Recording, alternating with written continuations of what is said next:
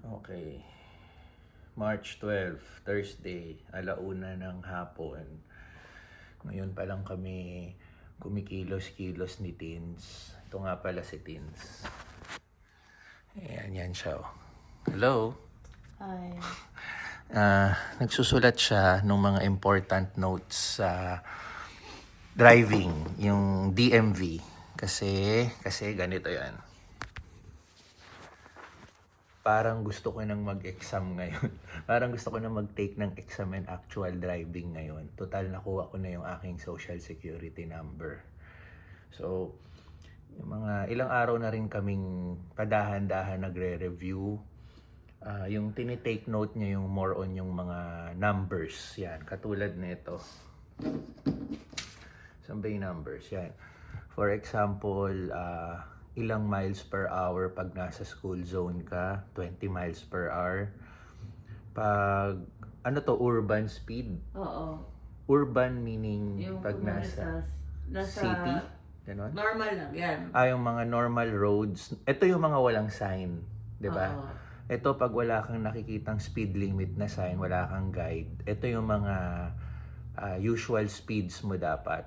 Again, sa school zone, 20 miles per hour. Urban speed, 30 miles per hour. Sa highway, 70 miles per hour.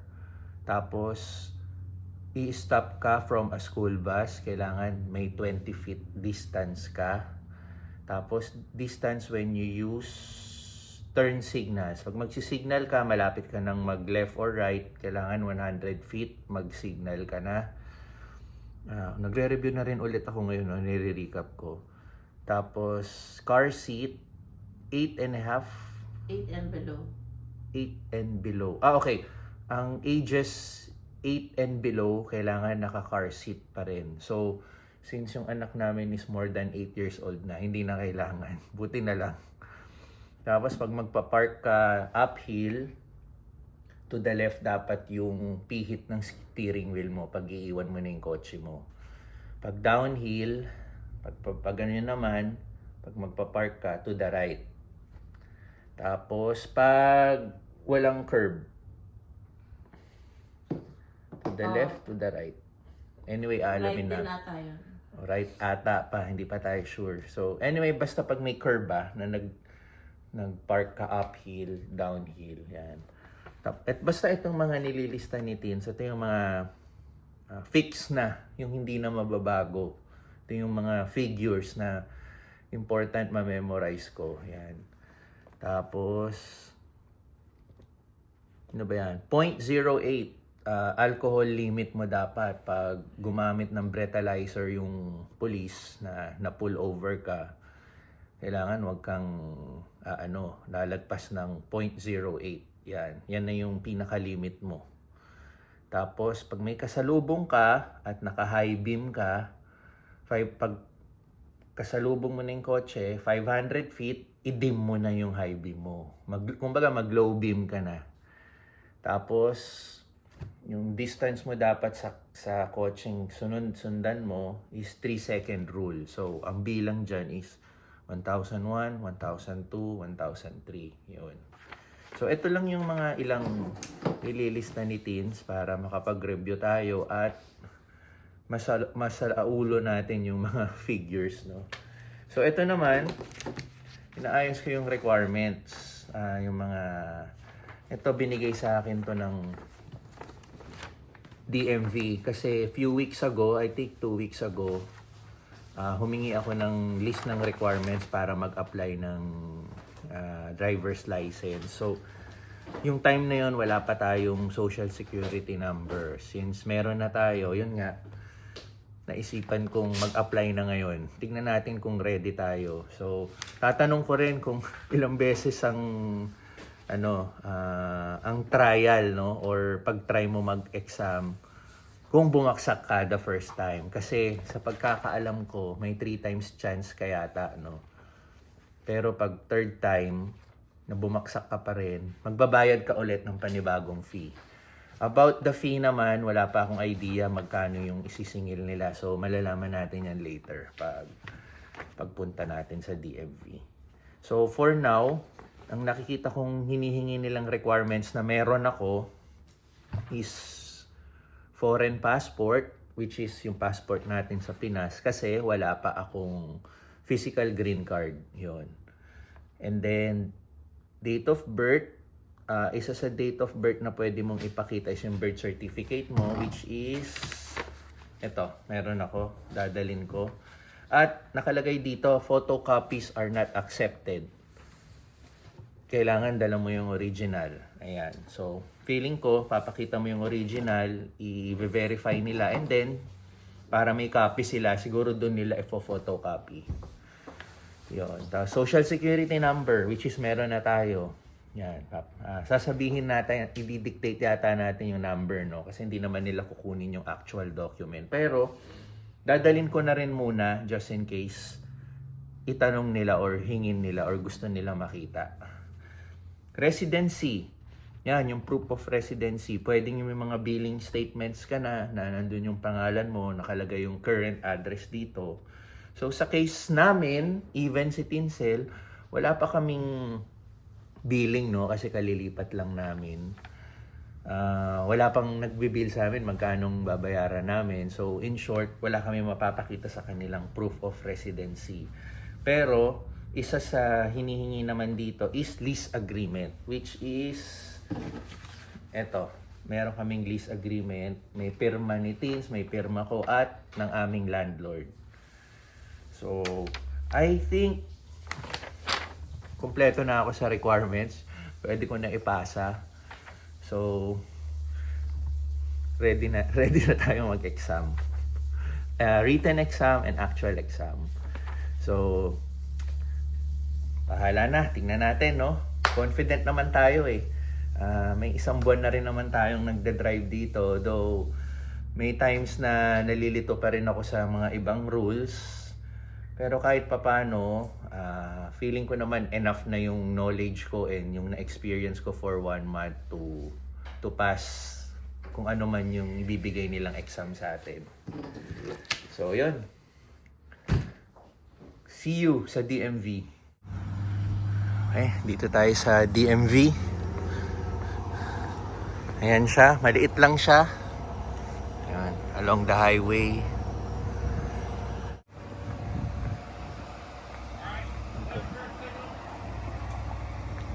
Nakikita na ako instructor kung paano.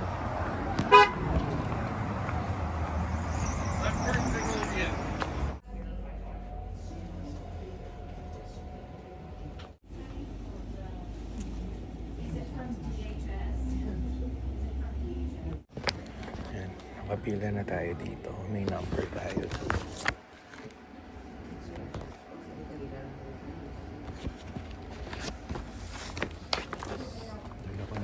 Requirements.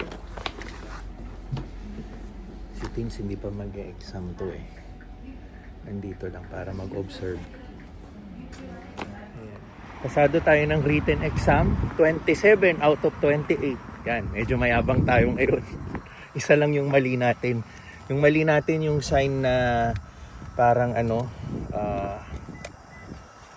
parang octagon. Yun pa yung mali natin. Ilang beses ko ni-review yun. Anyway, pinalabas lang ako, kunin ko daw yung insurance ng kotse. I-verify nila kasi ang sunod ko is actual exam. So, pabalik pa ako sa office. At least pasado na ako sa written exam. Si Tins sumabay na sa akin ng mag-exam. Hindi niya na ipagpapabukas. Kumuha na siya ng requirements. So, ongoing yung written exam niya. Pero, sure yan, papasa yan. Okay. Pasado ako ng actual. So si Tins na, nandito siya. Bawal ako sumama, bawal din siya sumama. So it's her turn. Ayan si Tins, kasama yung driving instructor. Good luck. Ayun, nalamig na ako. So okay, pasado ako written and actual. Diba? Ito yung mga pinagyayabang natin eh, achievement. Na, simula na. Good luck. Mabait naman yung instructor. Medyo tricky nga lang. Bigla siyang makikipagkwentuhan sa'yo. Siguro gusto niya makita yung attention mo kung bigla ka madidistract.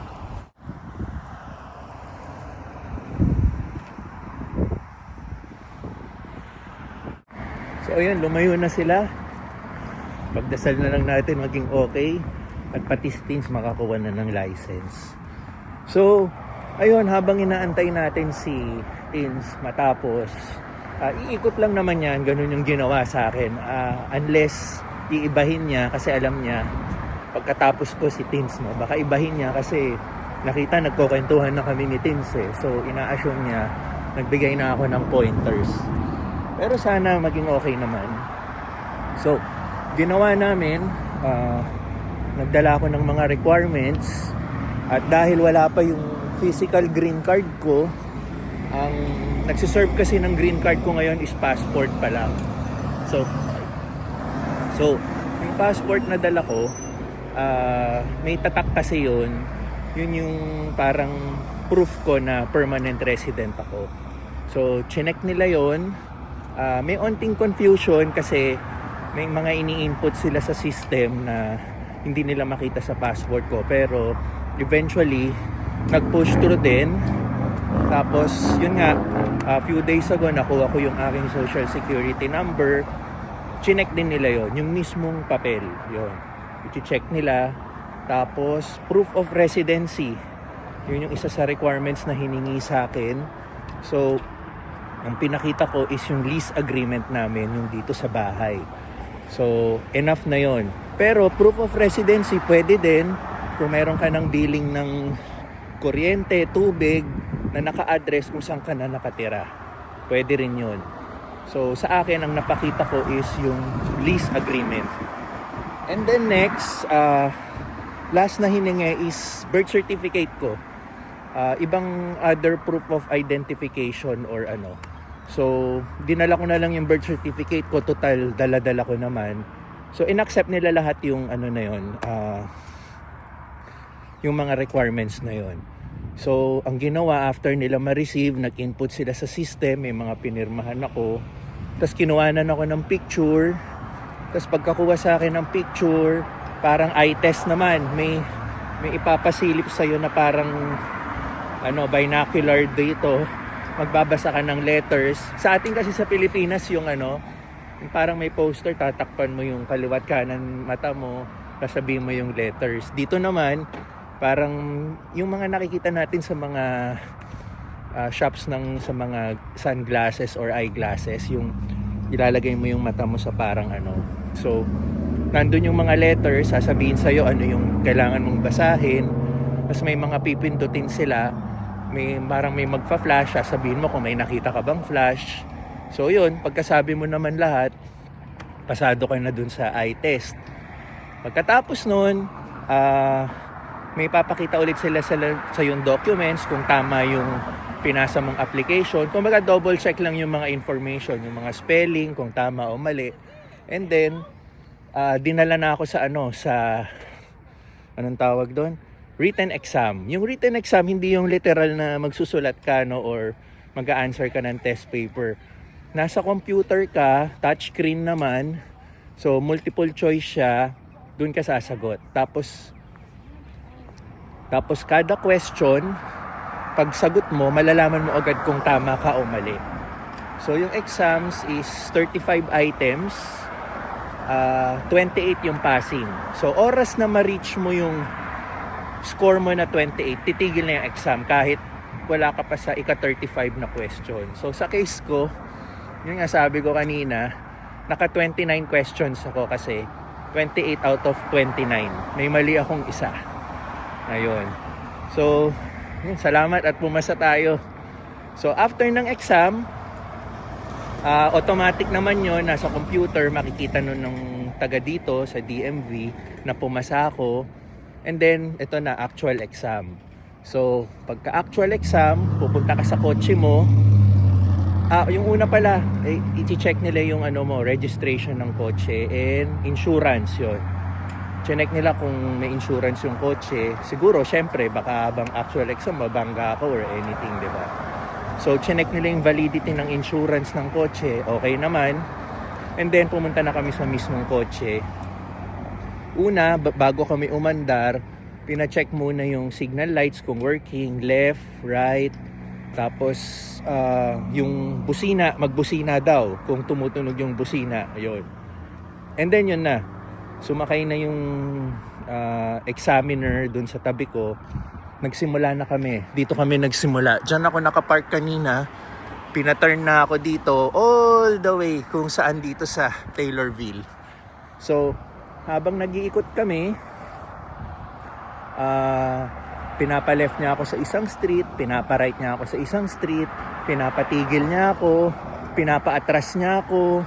Yun, habang nagda-drive din ako, nagtatanong siya ng mga questions. Yun. So, anong speed limit dito, kung may nakita daw ba akong sign, ganun. Tapos, medyo tricky din siya, tricky. In-explain ko din to kay Teens. Kasi habang nagda-drive ako, bigla siyang nagkukwento na ito yung eksaktong kwento niya. Meron siyang kamag-anak sa Canada, ganyan-ganyan. Ang ganda-ganda daw ng Canada. Back and forth sila. Parang siguro, tinetest yung attention ko, no? Kung madidistract ako sa kwento niya. Pero at the same time, nakikinig ako sa kanya. Sumasagot din ako. Pero yung mata ko, nasa kalye lang. Hindi ako lumilingon sa kanya. Nagsasalita lang talaga ako. So, siguro, yun yung tinignan niya sa atin. Tapos, eventually, bumalik na kami rito. Tapos, sabi niya, pasado ako. I did great daw. So, yun. Ibig sabihin ng I did great. So, di ba? Yun na naman yung isang pagyayabang natin. So, ayun. Na-share ko na yung ano. Right now, antay natin si Teens. Kamusta na siya? And sure naman ako, papasayan. Kasi, syempre sa una, normal yan, kakabahan ka talaga. Lalo na first time ka mag-e-exam dito, di ba? Yung jitters ng ano mo. Ano. So, dito yan manggagaling. Kasi dito ako nanggaling, tapos pinaliko niya ako dito, nagpark. Kaya ayun, antayin na lang natin si Teens. So another achievement, di ba? Nakakuha tayo ng driver's license. Antayin na lang natin yung card natin mamaya. Siguro pagtapos ni Teens, isasabay na yan. Okay. Panalo. Kamusta? Pasado? I don't know. Yeah! Time to eat. Pasado? Yeah. Good job, congrats! Congrats! Okay, ito na. Inisyuan na tayo ng driver's license. Yan. Ayan si Teens, meron din. Yay! Okay, so Achievement unlocked! ang binigay mo na sa amin is papel. Kasi yung card mismo, imi-mail sa bahay ng 10 to 14 days. Hindi naman sinabing business days, no? Days lang. Oh, anyway, okay na yun. Business days. Okay na yun kahit mag-antay tayo ng matagal. Importante, pumasa tayo, binigyan tayo ng temporary license, which is itong hawak ko. Papel lang to, papel. Pero naka-print out yung mukha ko, nandyan yung ibang details. Syempre, hindi na natin ipapakita for security reasons. Pero ito na siya mismo. Yung license, and papakita ko na lang yung card pag na-mail na sa amin.